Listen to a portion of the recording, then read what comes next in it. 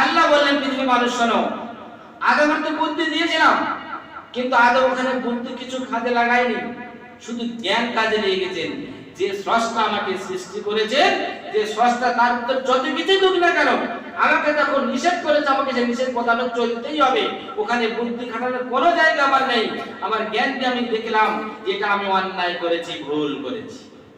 তখন নিজেকে স্বীকার করে নিল, রব্বানা যালামনা আনফুসানা, রব্বুল আলামিন তুমি আমাকে ওই গাছের ফল নিষেধ করেছিলেন, আমি আমার নফসের প্রতি জুলুম করে ফেলেছি, অন্যায় করে ফেলেছি। ওয়া ইল্লাম তাগফির লানা, রব্বুল আলামিন তুমি তো ক্ষমা করনেওয়ালা, এই জন্য আমি বড় আশা রাখি তুমি ওই আমার ভুল ত্রুটিকে ক্ষমা করে দেবেন। কে বলেছিলেন? আদম আলাইহিস সালাম। আমরা কিন্তু অনেকেই বুদ্ধি খাটাই কি, যে ফজরের নামাজ যদি না পড়তে পারি, আসরের নামাজ না পড়তে পারি, মাগরিবের নামাজ না পড়তে পারি, কিছু কিছু আছে সংসারের চাপে তাদের ঘাড়ে চাপিয়ে দিই, বুদ্ধি খাটি। আমরা অনেক বুদ্ধিমান তো, কিন্তু কোরআনের কাছে কোনো বুদ্ধি খাটবে না। আপনার কোরআনের কাছে জ্ঞান দিয়ে কথা বলতে হবে, জ্ঞান লাগাতে হবে। যদি জ্ঞান দিতে আপনার হাতে অজ্ঞানের মানুষ ইবাদত করলে হবে না। আজকে ইসলামের যে 5টা আরকান আছে, প্রথম হচ্ছে কলেমা, দ্বিতীয় হলো কলেমা পড়ার পরে নামাজ, তৃতীয় হলো যাকাত। আমরা পবিত্র ঈমান আনার পরে কিন্তু আমরা নামাজ পড়ার জন্য সয় অভ্যাস, আল্লাহর ঘরে শুধু আমরা আদায় করি। তৃতীয় নাম্বার হলো যাকাত, আমরা কমবেশি সবাই যাকাত দিয়েছি। জোরে বলুন ইনশাআল্লাহ, জোরে বলুন। যারা আসতে বলছে যে যাকাত ওয়াজিব ছিল না দেয়নি, যারা আসতে বলছে যে যাকাত ওয়াজিব ছিল না দেয়নি। তৃতীয় নাম্বার হলো যাকাত। চতুর্থ নাম্বার হলো হাদিস করে এসেছে রোজা, কোন কোন হাদিস করে এসেছে যাকাত হচ্ছে হজ, আগে কিছু হতে পারে। তো চতুর্থ নাম্বার হলো রমজানের সম রোজা, পঞ্চম নাম্বার হলো হজ। আল্লাহ পাক হজের মধ্যে আমরা একটা গুরুত্বপূর্ণ আমল লিখেছেন, যে গুরুত্বপূর্ণ আমল আমি ভারতবর্ষের জমিনে, পাকিস্তানের জমিনে, বাংলাদেশের জমিনে, ইন্দোনেশিয়ার জমিনে যেখানে বসে করি না কেন সেটা পূর্ণ হবে না। সেটা পৃথিবীর মুখে দুটো জায়গায় গেলে সে হুকুমটাকে পূর্ণ হবে। নাম্বার 1 কাবা বাইতুল্লাহ, নাম্বার 2 মদিনা শরীফ। আল্লাহ রাসূল সাল্লাল্লাহু আলাইহি ওয়াসাল্লাম বলেছেন, আমার কোন বান্দা, আমার কোন উম্মতি যদি খালেস নিয়তে তওবা করে মসজিদে নববীতে 40 ওয়াক্ত নামাজ, 38 ওয়াক্ত নামাজ বা জামাতের সাথে আদায় করে, তারা মুনাফিকের দপ্তর থেকে নামটা কেটে যাবে। সুবহানাল্লাহ, কি ঘরে বলবেন? আজকে সমস্ত হাজী সাহেবদের জন্য জরুরি, যারা ওমরা হজ করতে তাদের জন্য জরুরি, মদিনার মসজিদে কমসে কম 40 ওয়াক্ত নামাজ পড়তে হবে। সাহাবা ইয়া রাসূলুল্লাহ, ইয়া হাবিবাল্লাহ, আমাদের অর্থবল নেই, এমন একটা সময় আসবে তোমার উম্মতের উপর সেই অর্থবল থাকবে না, তারা মদিনার মসজিদে 40 ওয়াক্ত নামাজ পড়তে পারবে না, তারা তোমার কাবা শরীফ আল্লাহর ঘর কিন্তু তওয়াফ করতে পারবে না, তাদের এই অর্থবল থাকবে না, তাদের এই টাকা কড়ি থাকবে না। ইয়া রাসূলুল্লাহ, হাবিবাল্লাহ, তাদেরকে মুনাফিকের খাতায় নাম থেকে যাবে। আল্লাহ রাসূল বললেন, না না না, ওয়া আমার সাহাবারা শোনো, আমার ওই সমস্ত উম্মতিদের তাদেরকে মুনাফিকের খাতায় নাম দেওয়া হবে না। যদি তাদের এলাকায় যে মসজিদ আছে, যে মসজিদে 5 ওয়াক্ত নামাজ জামাতের সহিত হয়, ওই মসজিদে যদি তারা 40 দিন যদি বা জামাতের সহিত নামাজ আদায় করে, তাদের কিন্তু নামটাই মুনাফিকের খাতায় আর থাকবে না, তাদের নামটা কেটে দিয়ে ইমানদারের খাতায় নামটা দেওয়া হবে। তাহলে 2 লাখ টাকা না 5 লাখ টাকা খরচা করতে হবে না। 5 লাখ টাকা খরচা করে মুনাফিকের খাতাতে নাম কাটতে গেলে 5 লাখ টাকা খরচা। আর যদি আপনি আপনার এলাকার মসজিদে যদি 40 ওয়াক্ত নয় 40 দিন যদি বা জামাত সাথে আদায় করেন, তাহলে আপনার মুনাফিকের দপ্তরে নামটা কেটে যাবে। আমরা কি পড়তে রাজি আছি? 40 দিন, বেশি দিন পড়তে হবে না, 40 দিন 5 ওয়াক্ত নামাজ বা জামাতের সহিত পড়বেন। জন ভাইদের কাছে আমার অনুরোধ, যে আমরা যদি মনে করি 40 ওয়াক্ত কেন 40 বছর নামাজ আমরা পড়তে পারি। অনেকে আমাদের কাছে বলে থাকে না, ইমাম আবু হানিফা রাহমাতুল্লাহ আলাইহি 40 বছর যাবত এশায় ওযু থেকে নিয়ে ফজরের নামাজ পড়েছেন, শুনেছেন কি? হ্যাঁ, এটা অবাস্তব কথা। আমরা হানাফি মাযহাবের লোক, কিন্তু এটা আম লোকের কাছে বললে হ্যাঁ হতে পারে, কিন্তু একটা ওলামার কাছে বললে কিন্তু সে বিশ্বাস করবে না। কেন? যে রাজা তার মধ্যে তার শরীরের হক আছে, হক পূর্ণ করতে হবে, যদি না করতে পারে কাল কিয়ামতের মাঠে তাকে পাকড়া হতে হবে। আব্দুল্লাহ ইবনে মুবারক বড় জবরদস্ত আলেম, ওই সময় ওই জামানায় উনি হচ্ছে সবথেকে বড় আলেম। ওলামারা বলেছেন যে আব্দুল্লাহ ইবনে মুবারক আকাশের চাঁদের সমতুল্য, আর বাকি আলেমগুলো নক্ষত্রের সমতুল্য। তাহলে কত বড় জবরদস্ত আলেম, চিন্তা করুন।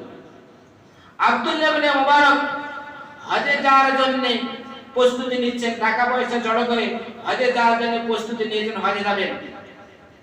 কিন্তু আব্দুল্লাহ ইবনে মুবারক একটা সন্তান ছিল 7 থেকে 8 বছর বয়স। খেলতে খেলতে কিছু দূরে একটা পাশের বাড়িওয়ালা বাড়ি গিয়েছেন, দেখছেন তাদের বাড়ি থেকে গোশত রান্না হচ্ছে। আব্দুল্লাহ ইবনে মুবারকের সন্তান সেই বাড়িতে গেল ওই গোশত খাওয়ার জন্য, কিন্তু বাড়িওয়ালা যিনি ছিলেন তিনি কিন্তু ওই গোশত ওনাকে কোনো মতেই বাচ্চাকে খেতে দেবেন না। বাড়ি থেকে বের করার জন্য চেষ্টা করে, কিন্তু বাড়ি থেকে মোটে পার হয় না। লাস্টে পর্যন্ত তাকে বাচ্চাকে হাত ধরে বাড়ি থেকে বের করে দিল। যখন বাড়ি থেকে বের করে দিল, আব্দুল্লাহ ইবনে মুবারকের সন্তান কাঁদতে কাঁদতে বাড়ি ফিরে আসলেন।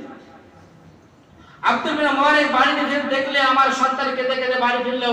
কি বলতো, তুমি কেন কাঁদছো বাবা? বললো, আমার কলিজার টুকরা আব্বা জান, এই কিছু দূরেই বাড়ি থেকে গোশত রান্না হচ্ছিল, আমি ওই বাড়িতে গিয়েছিলাম, গোশত খাওয়ার আশা হয়েছিল, কিন্তু এই বাড়ির মালিক আমাকে গোশত খেতে দেয়নি। আমাকে অনেকবার বারণ করা সত্ত্বেও আমি যখন বাড়িতে বার হলাম না, আমার হাতটা ধরে কিন্তু বাড়ি থেকে আমাকে বের করে দিল। এই জন্য আমি কাঁদতে কাঁদতে বাড়ি ফিরলাম। আমার আপনার সন্তান যখন কাঁদতে কাঁদতে বাড়ি, চল কে কি করেছে দেখি, চল করে হাতটা টেনে তার বাড়ি যায় না, জানতো? তো আব্দুল্লাহ ইবনে মুবারক বড় আলেম, উনি ওনার সন্তানকে হাত ধরে সেই বাড়িওয়ালার বাড়ি গেলেন। যখন বাড়িওয়ালার গেটের সামনে গিয়ে যখন দিল আসসালামু আলাইকুম ইয়া আহলাল বাইত, বাড়িওয়ালাকে যখন সালাম দিল, বাড়িওয়ালা গেটের কাছে দেখে আব্দুল্লাহ ইবনে মুবারকের দিকে চমকে গেল, এত বড় আলেম আজকে আমার ঘরের গেটের সামনে এসে হাজির। আব্দুল্লাহ ইবনে মুবারক বললেন, আমার সন্তানকে তোমার বাড়ি থেকে তাড়িয়ে দিয়েছো কেন? যখন এই কথা যখন বললেন, ওই বাড়িওয়ালার চোখ দিয়ে তখন ঝরঝর করে পানি ঝরছে, মুখে কোনো কথা নেই। আব্দুল্লাহ ইবনে মুবারক দ্বিতীয়বার জিজ্ঞাসা করলেন, হে দোস্ত, আমার বড় আলেম আব্দুল্লাহ ইবনে মুবারক, আমার বাড়ি থেকে দীর্ঘ 3 দিন করে চলে যাবে না।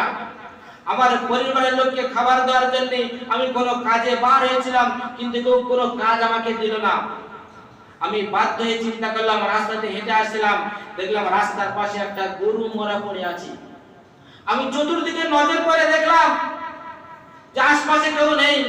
ওই মরা গরুর কিছু গোশত কেটে নিয়ে চলে এলাম। আমি বাড়ি থেকে রান্না করে আমার সন্তান, আমার পরিবারদেরকে খাওয়ানোর জন্য। কিন্তু এই মরা গরুর গোশত শুধু দূরের কথা, আপনি হলেন সাহেবে নিসাব, আপনার উপরে যাকাতের মাল চলে না, আপনার উপরে ফিতরার মাল চলে না, আপনার উপরে অন্য সাদকার মাল চলে না, আপনি নাজায়েজে দিল, কিন্তু তার শর্ত আমি মরা গরুর গোশত আপনার সন্তানকে কিভাবে খেতে দিতে পারি, এই জন্য আমি বাড়ি থেকে হাত ধরে তাড়িয়ে দিয়েছি। আব্দুল্লাহ ইবনে মুবারক জামানের বড় আলেম, বুক ভরা পানি, বেদনা, চোখ ভরা পানি, ঝরঝর করে কাঁদছে। হায় রে, কিয়ামতের ময়দানে যদি মহান রব্বুল আলামিন আমাকে বলে, হে আব্দুল্লাহ ইবনে মুবারক, তোমার পার্শ্ববাড়ি এলাকার লোক না খাওয়া বাগানে এই অতি কষ্টে মরা গরুর মাংস কেটে নিজের সংসারকে জীবন বাঁচানোর জন্য সে খেলো, তুমি কেন খোঁজ করলে না? কাল কিয়ামতের ময়দানে আমি কিভাবে জবাব দেব? আব্দুল্লাহ ইবনে মুবারক বাড়ি ফিরলেন। বাড়ি আসার পরে হজে যাওয়ার জন্য যত টাকা পয়সা রেখেছিলেন সব জড়ো করে নিয়ে ওই বাড়ি থেকে হাজির হলেন। বলছে, ভাই, এই যে আমি হজে যাওয়ার জন্য আমি টাকা পয়সাকে জড়ো করেছিলাম, আমি সব আল্লাহর আপনাকে দান করে দিলাম, আপনি নিয়ে আপনার সংসার চালান, ব্যবসা বাণিজ্য করে আপনি আপনার ভালো জায়গায় দাঁড়িয়ে যান। ওই ব্যক্তিটাকে বলছে, আল্লাহ আপনার হজ ফরজ করে দিয়েছেন, আপনি হজে না গিয়ে আপনার হজের টাকা পয়সা কেন আমাকে দিয়ে দিলেন? বললে, আল্লাহ হজ আমাকে একবার ফরজ, প্রতিটা মানুষের একবার হজ ফরজ হয়ে যায়, আমি ফরজ হজ আদায় করা আমার হয়ে গিয়েছে, আমি দ্বিতীয়বার হজে যাওয়ার জন্য প্রস্তুতি নিয়েছিলাম, আমি আর হজে গেলাম না, আমি আল্লাহর রাস্তায় টাকা পয়সা সব আপনাকে দিয়ে দিলাম। আব্দুল্লাহ ইবনে মুবারকের প্রিয় বন্ধু হজে চলে গিয়েছিলেন, তিনি দীর্ঘ 40 দিন ফিরে আসার পরে আব্দুল্লাহ ইবনে মুবারকের সঙ্গে সাক্ষাৎ করতে আসলেন। এসে বলছেন, বন্ধু তুমি হজে গিয়েছিলে, হজে থেকে ফিরে আসার পরে তুমি এখনো পর্যন্ত আমার সঙ্গে সাক্ষাৎ করলেন না কেন? ওই দেশের বড় আলেম আব্দুল্লাহ ইবনে মুবারক বললেন, ভাই আমি যে বছর হজে যাইনি, আমি হজে যার টাকা পয়সা নিয়ে আমার এলাকায় যে গরিব দুস্থ ব্যক্তি ছিল তাকে আমি সাহায্য করেছি, আমি হজে যাইনি। ওই বন্ধু তখন বললেন, ভাই তুমি মিথ্যা কথা বলছো। আমি যখন কাবা শরীফ তওয়াফ করছিলাম, আমি দেখতে পেলাম আব্দুল্লাহ ইবনে মুবারক আমার সামনে দিয়ে ছুটছে, তওয়াফ করছে। আমি যখন শয়তানে পাথর মারতে গেলাম, আব্দুল্লাহ ইবনে মুবারক তোমাকে ওই শয়তানে পাথর মারা আমার চোখের সামনে দেখতে পেলাম। আমি যখন সাফা মারা সই করছিলাম, তখন আমি আব্দুল্লাহ ইবনে মুবারককে আমার চোখের সামনে দেখতে পেলাম। বলছেন, না না ভাই হজে যাইনি। আল্লাহ পাক ওই গরিবের সাহায্য করার বদৌলতে ওই যে বছরে যত হাজী সাহেবরা হজ করতে গিয়েছিলেন, আব্দুল্লাহ ইবনে মুবারকের দানের বদৌলতে সমস্ত হাজী সাহেবদেরকে আল্লাহ হজ কবুল করে নিলেন। আমার ভাইদের কাছে অনুরোধ, আমরা যদি সেই বাইতুল দিয়াউল জান্নাতে দুই রাকাত নামাজ না পড়তে পারি, যদি আজ থেকে যদি এখানে বসে যদি নিয়ত করে যদি যাই, আল্লাহ দুনিয়ার বুকে যতদিন হাতে রেখেছো কমসে কম 40 দিন পর্যন্ত আমি বা জামাতের সাথে আদায় করব নামাজ। এইখানে বসে আমরা প্রত্যেকে আজ থেকে নিয়ত করে যাই, করব ইনশাআল্লাহ। আমার যে সমস্ত ভাইরা হজে যান, সর্বপ্রথম তারা হজে যাওয়ার পূর্বে পবিত্র অর্জন করে গোসল করে নেওয়া, পরে তারা উযু করে নেবে। উযু করে নেওয়ার পরে ইহরামের কাপড় পরে নেবে। ইহরামের কাপড় পরে নেওয়ার পরে তারপরে 2 রাকাত নামাজ পড়ে নেবে। নামাজ পড়ে নেওয়ার পরে যারা বাড়িতে এখান থেকে যাবেন, এখন তো এখান থেকে ইহরাম পরানো হয় না, এয়ারপোর্টে গিয়ে ইহরাম পরানো হতো। ফার্স্টের দিকে তাদের মদিনা পাঠানো হবে, এখান থেকে তাদের ইহরাম পরানো হবে না। কমসে কম যারা মসজিদে নববীতে যখনই গিয়ে পৌঁছাবেন, আমাদের ভারতবর্ষে যারা হাজী সাহেবরা যায়, বেশি থেকে বেশি অশিক্ষিত লোকেরা যায়, এরা শরীয়তের কোনো জ্ঞান জানে না। এরা তো যদিও ফরজ করতে আদায় করতে যায়, কিন্তু ফরজ পূর্ণ করে আসতে পারে না। আমি চোখে অনেক কিছু দিয়ে প্রমাণ পেয়েছি। কিন্তু মদিনার মসজিদে যদি 40 ওয়াক্ত নামাজ, যদি 39 ওয়াক্ত যদি নামাজ হয়, তাহলে কিন্তু আপনার এই মোনাফিকের দপ্তরের নামটা কাটা যাবে না, থেকেই যাবে। আমরা জানি যে সেখানে আসরের সময় নেমেছি, মদিনায় এসে একটু ঘুরে নিই, হয় না ভাই?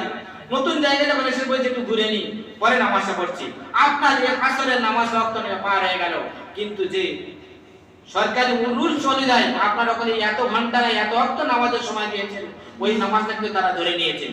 ওই জন্য যে সমস্ত ভাইরা হজ করতে যাবেন, মদিনায় যাওয়ার পরে দেখবেন আসরে নেমেছি না মাগরিবে নেমেছি না ফজরে নেমেছি, কমসে কম আগে প্রথম ফরজ নামাজটাকে আদায় করে নেবেন মসজিদ নববী থেকে। তারপরে ওখান থেকে যখন কাবা শরীফের দিকে যখন আসবেন, কাবা শরীফে ঢোকার পূর্বে একটা দোয়া করতে হয়। আপনাদের কাছে যখন সরকারি একটা ম্যাপ দেবে, কারেন সেই ম্যাপটা কিন্তু কাছে নেই, প্লেনে যখন বসে থাকবেন কোন কিছু দোয়াগুলো পড়ে নেবেন। একটা ম্যাপ ছোট মতো দিয়ে দেওয়া হয়। এবং সাফা মারা সহি করার সময় এই সাফা আর মারওয়া পাহাড়টা যে সহি করবেন, এটাকে মাত্র 450 মিটার রাস্তা, 450 মিটার, খুব বড় অনেকটা দূর নয়। কিন্তু 450 মিটারের মাঝখানে একটা গ্রিন বাতি দেওয়া আছে, ওইখানে যখনই পৌঁছাবেন একটা দোয়া পড়তে হয়। এই দোয়াটা কিন্তু খুব গুরুত্বপূর্ণ দোয়া। কিন্তু আমরা কি করি, স্বামী স্ত্রী যদি একসঙ্গে যদি থাকে, স্ত্রীটা পেছনে গেল না, পতাকার ওদের ধ্যানে পড়ে আছে, তাহলে বউদের কি গন্ডগোল, বউ পাওয়া যাবে না।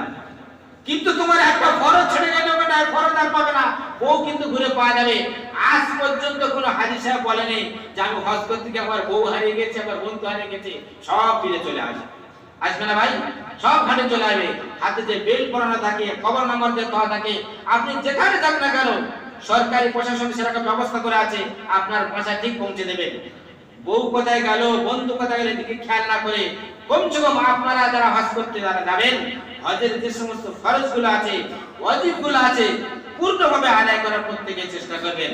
তার জন্য কিন্তু এলাকাবাসীর দরকার এটা, তাদের জন্য দোয়া করা করবো ইনশাআল্লাহ। যে তারা এত পয়সা খরচ আল্লাহ তাদেরকে কবুল করেছেন, তারা শুধু ভারতবর্ষ থেকে মদিনা শরীফ, মক্কা শরীফে তাদের জন্য আমরা প্রত্যেকে দোয়া করো, তাদের যেন শরীর সুস্থ থাকে, আল্লাহ ফরজগুলো যেন সঠিকভাবে পূর্ণভাবে আদায় করতে পারে। কিন্তু হাজী সাহেব সেখানে গিয়ে শুধু দোয়া করবে, রব্বানা আতিনা ফিদ দুনিয়া হাসানাতাও ওয়া ফিল আখিরাতি হাসানাতাও ওয়া কিনা আযাবান নার। মাকাম ইব্রাহিম থেকে নিয়ে আর মুসলিমের ভিতরে দোয়া করতে হবে। যদি ওখানে দোয়া যদি না পড়তে পারেন, কমছে আপনি মনে মনে দোয়া করুন, আল্লাহ আমার গ্রামবাসীর জন্য, আমার এলাকাবাসীর জন্য দুনিয়া থেকে তাদের সব রকমের পেরেশানিকে দূর করে দাও, তাদের শান্তি সুখময় বাস করো। শুধু নিজের জন্য দোয়া চাইলে হবে না। তাহলে তাদের কি দায়িত্ব হলো যে এলাকাবাসীর সবার জন্য দোয়া চাই। আমরা প্রত্যেকেই যারা হজ করতে যাব প্রত্যেকে নিয়ত করেছি, নিয়ত করেন যে আল্লাহ আমাদের প্রত্যেকে নিয়ে দেয়, আমরা এই দোয়া সেখানে চাইবো। তার সাথে সাথে যে সমস্ত হাজী সাহেবরা হজ করতে যাবেন তাদের সঙ্গে একটু হাতের মুসাফা করবেন। আল্লাহ তাদেরকে কবুল করেছেন, তাদের গুনাহ এখন থেকে মিটতে শুরু হয়ে গেছে। যখন ফিরে আসবেন, হজ থেকে ফিরে আসার পরে 40 দিন পর্যন্ত তাদের সঙ্গে রহমত থাকে। এই 40 দিনের ভিতরে তাদের সঙ্গে হচ্ছে কি মুসাফির আল্লাহ গুনাহ maaf করে দেন। অনেকে রিওয়ায়াতে এসেছেন যে 40 দিনে স্বামী স্ত্রী তারা আলাদাও থাকে। আমাদের হানাফি মাযহাবে নয়, অন্যান্য মাযহাবে আছে তারা স্বামী স্ত্রী এক জায়গায় থাকে না, কারণ তাদের কাছে রহমত আছে এখন। তো আমার বলার উদ্দেশ্য এটাই যে তারা যে শুধু মদিনায় গিয়ে যে সমস্ত হচ্ছে কি নেকি অর্জন করতে পারবে, আল্লাহ তাদের পয়সা দেয়নি, কিন্তু তারা এই আল্লাহর ঘরে, এই আল্লাহর ঘরটাকে আবাদ করে সেই নেকি এখানেও অর্জন করা যাবে। তো ওই জন্য ভাই জিলহজ মাসে না, জিলকদ মাস শুরু হয়ে গেছে, দ্বিতীয় জুমার নামাজ আমরা পড়তে এসেছি। আজ থেকে আমরা প্রত্যেকে নিয়ত করি ইনশাআল্লাহ জিলহজ মাসের শেষ তারিখ পর্যন্ত আমরা 5 ওয়াক্ত নামাজ বা জামাতের সহিত প্রত্যেকে আদায় করার চেষ্টা করব, জরুরি না করে ইনশাআল্লাহ। আসুন ভাই।